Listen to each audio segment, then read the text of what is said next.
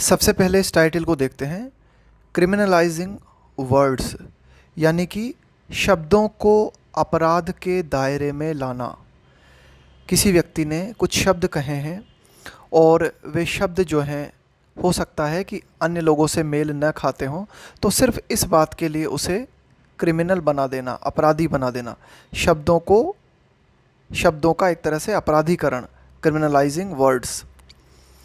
Speeches that do not instigate, instigate का मतलब होता है प्रोवोक करना, उकसाना, भड़काना, violence. Should not be deemed, deem का मतलब होता है मानना, अनलॉफुल एक्टिविटी, गैर कानूनी गतिविधि, यानी कि ऐसे भाषण जो हिंसा नहीं भड़काते, इस तरह के भाषणों को अनलॉफुल एक्टिविटी नहीं माना जाना चाहिए।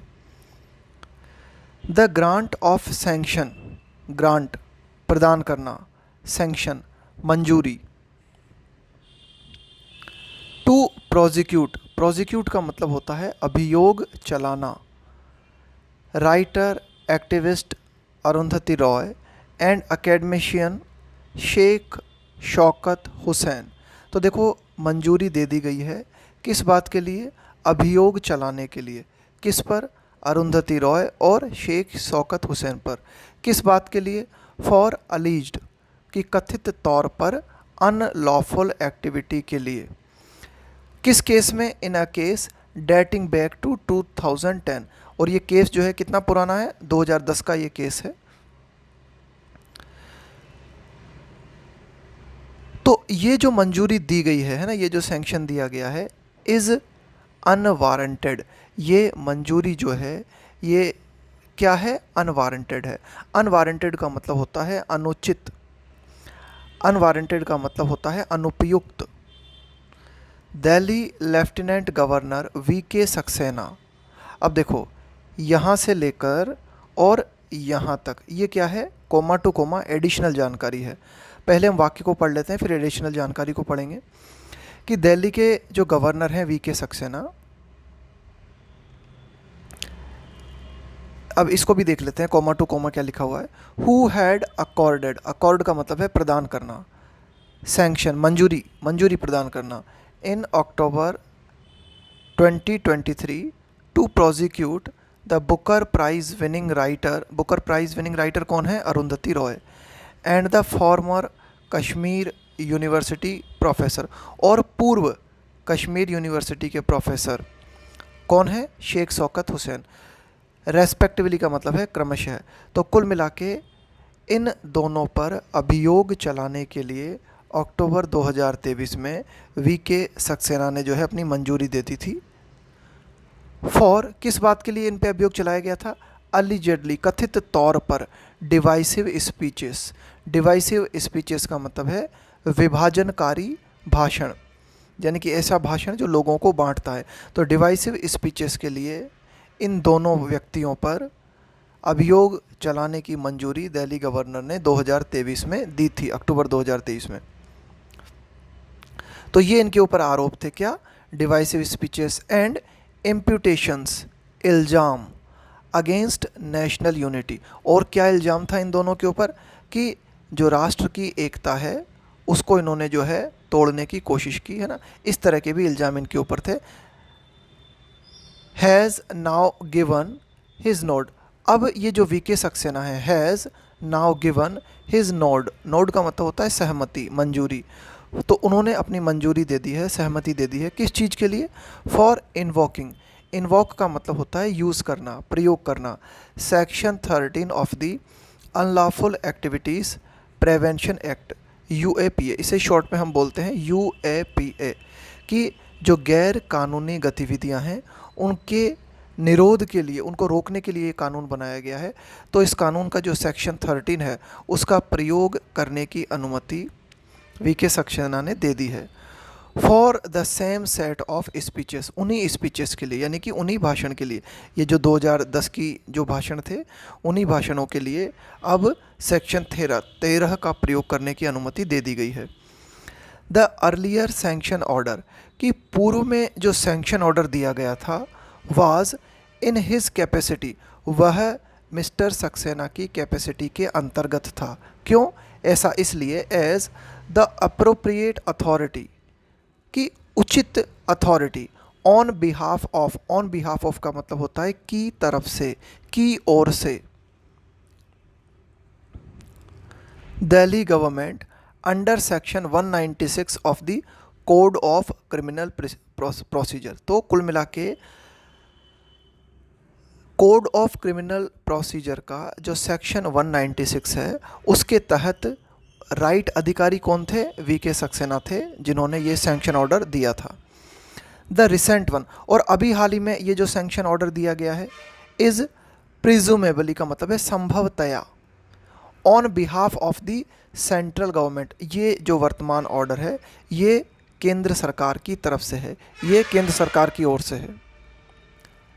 The appropriate authority to sanction prosecution for offences का मतलब हो गया अपराध, under chapter 3 of the UAPA, under which section 3 falls का मतलब है आती है, यानी कि जो चैप्टर 3 है यूएपीए का, उसके अंतर्गत अंडर विच सेक्शन 13 फॉल्स, उसी के अंतर्गत सेक्शन 13 आता है।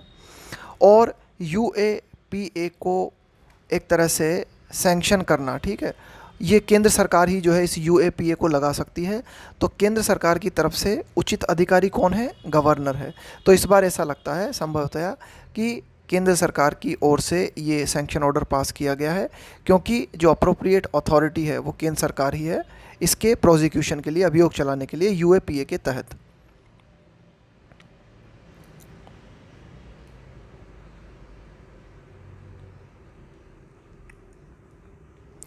The resurrection of this old case, resurrection का मतलब होता है ब्रिंगिंग समथिंग बैक, मतलब कोई चीज़ डिसअपियर हो चुकी है या फिर वो पहले ही मतलब एंड हो चुकी है, उसको वापस जो है आप फिर से लेके आते हो।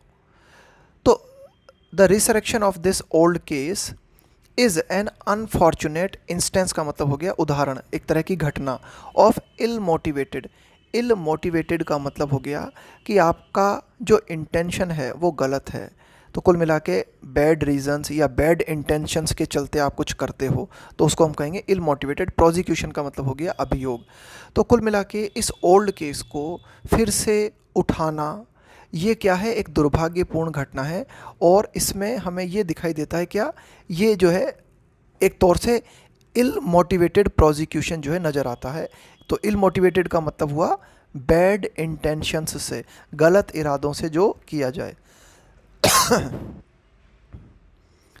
The only possible explanation for the revival, revival का मतलब हो गया पुनर्जीवित कर देना किसी चीज़ को, ऑफ दिस केस। तो एकमात्र जो एक्सप्लेनेशन, जो स्पष्टीकरण नज़र आता है कि भाई इस केस को जो है फिर से पुनर्जीवित कर दिया गया है। ये केस कब रजिस्टर हुआ था? Registered on a magistrate courts order in 2010।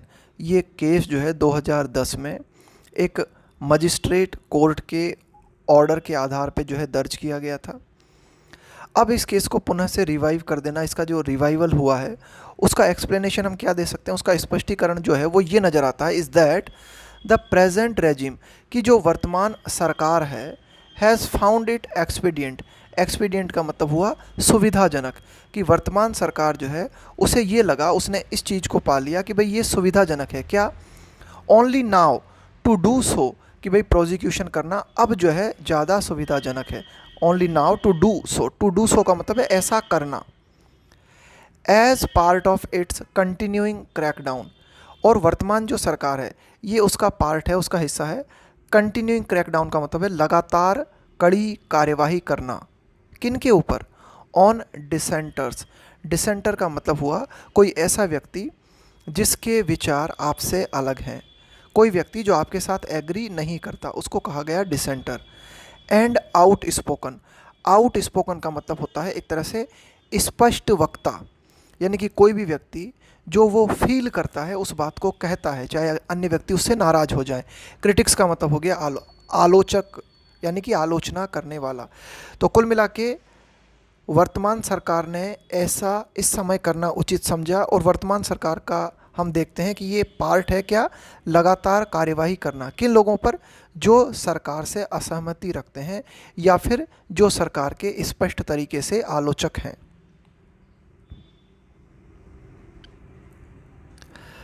The 8 month gap between the 2 sanction orders, कि ये जो 2 सैंक्शन ऑर्डर्स पारित किए गए और इनमें 8 महीनों का गैप देखने को मिलता है, इज इनएक्सप्लिकेबल। तो ये 8 महीनों का गैप इन 2 ऑर्डर्स के बीच में क्यों देखने को मिला? ये बात इनएक्सप्लिकेबल है, यानी कि इसको आप एक्सप्लेन नहीं कर सकते, समझा नहीं सकते। एज, ऐसा इसलिए, the same material would have been placed. देखो, वुड हैव बीन प्लेस्ड इसका मतलब ये हुआ कि भाई सैंक्शन ऑर्डर्स, ये 2 सैंक्शन ऑर्डर्स पारित हुए हैं और इनमें 8 महीने का गैप है।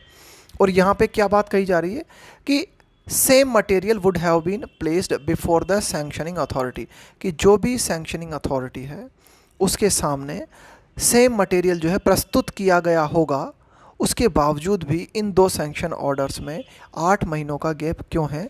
ये बात इनएक्सप्लिकेबल है। The regime at the centre then did not deem it appropriate.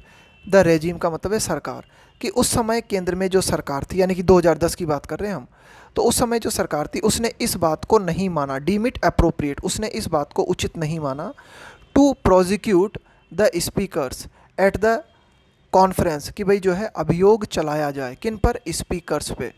Eight the conference का मतलब है मीटिंग, हेल्ड का होल्ड की सेकंड फॉर्म है हेल्ड, आयोजित होना, इन दिल्ली इन अक्टूबर 2010, कि अक्टूबर 2010 में दिल्ली में जो मीटिंग हुई थी तो उसमें जो भाषण दिए गए थे स्पीकर्स के द्वारा, उन पर जो है अभियोग चलाया जाए, इस बात को उचित नहीं माना था उस समय की सरकार ने।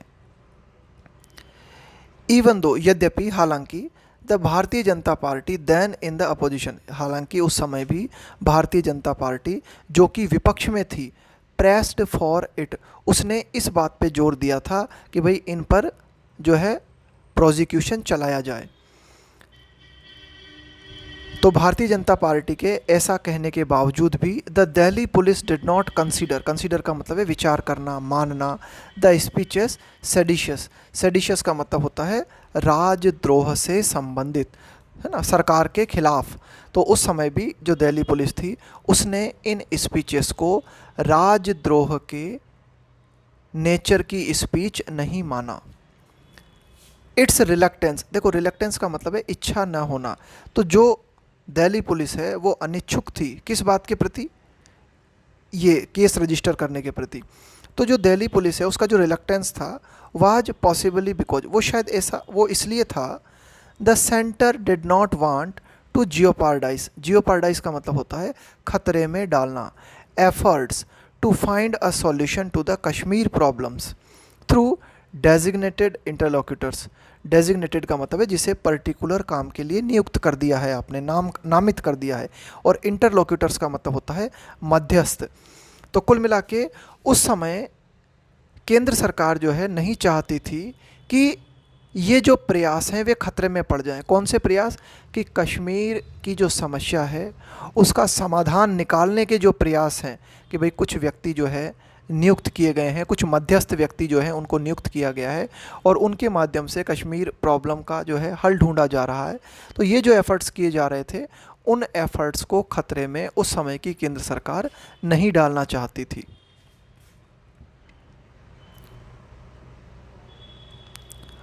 When a complaint was filed before a magistrate, जब मजिस्ट्रेट के सामने एक शिकायत जो है वो फाइल की गई, दाखिल की गई, the court asked for a police report, तो कोर्ट ने जो है पुलिस रिपोर्ट मांगी, but the Delhi police did not think the speeches warranted,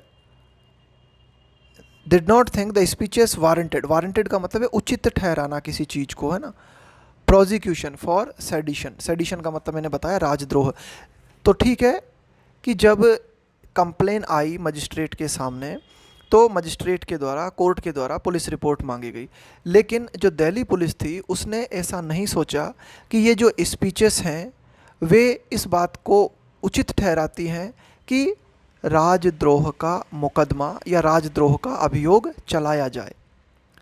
however, हालांकि, ऑन नवंबर 27 नवंबर 2010 को द मेट्रोपॉलिटन मजिस्ट्रेट रिजेक्ट का मतलब है खारिज कर देना, द पुलिस स्टैंड का मतलब हुआ कि भाई पुलिस का क्या कहना था, पुलिस का इस बात के प्रति क्या कुछ कहना था, and directed registration of a first information report. तो क्या हुआ कि 27 नवंबर 2010 को जो मेट्रोपॉलिटन मजिस्ट्रेट था उसने पुलिस के पक्ष को खारिज कर दिया और ये निर्देश दिया कि पुलिस जो है इस केस के संबंध में एफआईआर दर्ज करे। The FIR included section 13 of UAPA. तो एफआईआर में यूएपीए का जो सेक्शन 13 है वो भी शामिल था। अब ये जो यूएपीए का सेक्शन 13 है, विच सीक्स टू पनिश, इस सेक्शन के अंतर्गत चाहा गया है, सीख का मतलब है चाहना, क्या चाहा गया है इस सेक्शन के अंतर्गत कि दंड दिया जाए, पनिश किया जाए, किसे, अनलॉफुल एक्टिविटीज़ को, कि जो भी गैर कानूनी गतिविधियां हैं उनको पनिश किया जाए। Speeches made at the conference, कि जो भाषण दिए गए थे, ये जो मीटिंग हुई थी 2010 में दिल्ली में, इसमें जो भाषण दिए गए थे, मे हैव कंटेंड, देखो मे हैव और वर्ब की थर्ड फॉर्म, इसका प्रयोग हम करते हैं पास्ट के बारे में गैस करने के लिए कि हो सकता है ऐसा हुआ हो। कंटेंट का मतलब है शामिल होना। इम्प्यूटेशंस का मतलब है इल्ज़ाम, आरोप।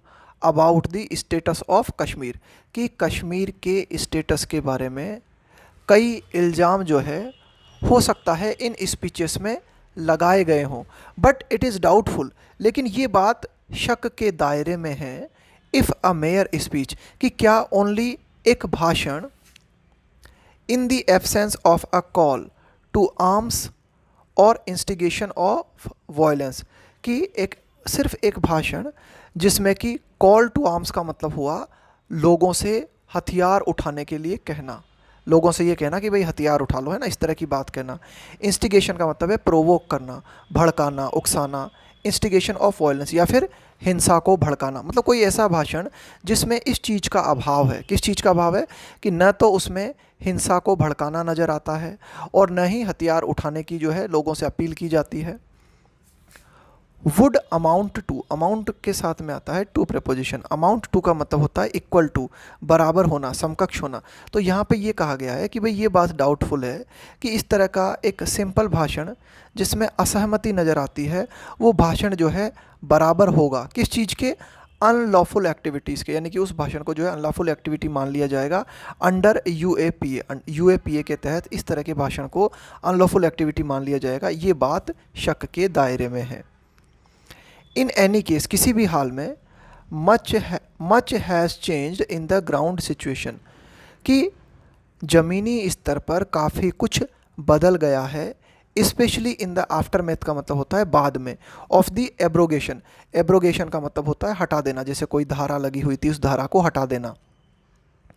Abrogation of Jammu and Kashmir special status in 2019 and it's division का मतलब है बांट देना इनटू 2 यूनियन टेरिटरीज, कि 2019 में जम्मू कश्मीर के स्पेशल स्टेटस को, विशेष दर्जे को एब्रोगेट कर देना, उसे ख़त्म कर देना और जम्मू कश्मीर को डिवाइड कर देना 2 केंद्र शासित प्रदेशों में। तो ये जो सब कुछ हुआ है उसके बाद से अभी तक अगर हम देखें तो परिस्थितियाँ काफ़ी कुछ बदल गई हैं। द न्यू कोलिशन रेजिम, की वर्तमान में जो नई गठबंधन सरकार है, यहाँ पे हम बात कर रहे हैं केंद्र सरकार की, शुड मूव अवे, तो उसको जो है दूर रहना चाहिए इन चीज़ों से, फ्रॉम द अर्लियर, अर्लियर का मतलब है पूर्व में, इरा का मतलब होता है युग, ऑब्सेशन का मतलब है एक तरह का जुनून, with stamping out, stamp out का मतलब होता है किसी चीज़ को समाप्त करना, उसको हम बोलते हैं, उसको दबाना, सप्रेस करना। डिसेंटिंग व्यूज़, डिसेंटिंग व्यूज़ का मतलब हो गया ऐसे व्यूज़, ऐसे विचार जो असहमति रखते हैं। कुल मिला के कहने का मतलब है कि नई वर्तमान जो गठबंधन सरकार है उसे इस ऑब्सेशन से, इस जुनून से या इस पागलपन से दूर रहना चाहिए। किस पूर्व युग का जो ऑब्सेशन दिखाई देता था केंद्र सरकार के अंतर्गत, कौन सा ऑब्सेशन? कि स्टैम्पिंग आउट, दबाना, समाप्त करने की कोशिश करना, किन्हें? डिसेंटिंग व्यूज़ को, यानी कि ऐसे व्यूज़, ऐसे विचार जो सरकार से मेल नहीं खाते, उनको दबाने का प्रयास करना। And put an end to, put an end to का मतलब होता है समाप्त करना।